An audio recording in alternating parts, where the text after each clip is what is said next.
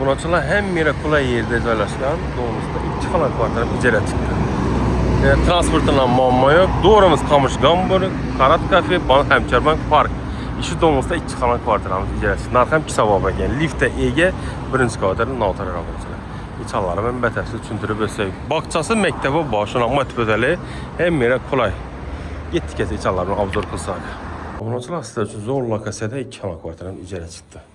Narx ham kisavob 2.500.000 so'm. Böyle bir hoş geldin joylashgan ekan. Xulos, bizlarni ya'ni Muxtarning markazida joylashgan desak ham bo'ladi.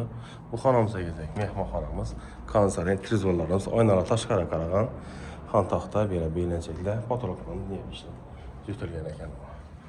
Hojatxona, yuvishxona alohida joylashgan. Koridordan keyin oshxonamiz joylashgan. O'ng tarafda xolodilnik, kirmashin, kuxona mebeli, gaz plitamiz, havo tozalovchi, belə idish tovoq, choy ichmaga stullarimiz bor ekan. Yine kaşık ismi, kasad ismi tarihte hem böyle var.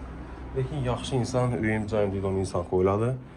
Yine yumush xonamiz, chalayasi o'tilgan. Bu spalnimiz yine. 2 odamlik spalnimiz, shkafimiz bor. Endi hojatxona. O'tsak. Hojatxonamiz ham kafe va unitaz, rakoyna, ballerimiz bor. Shunda bunatilamiz 7 qavatli binomiz 6-qavatda joylashgan. Lokasiyasi Hamcharbank Karat kafe. 2.500.000 so'm. Aloqa uchun nomer esa 91 425 06 06 aloqa chiqasi. Sog' bo'linglar.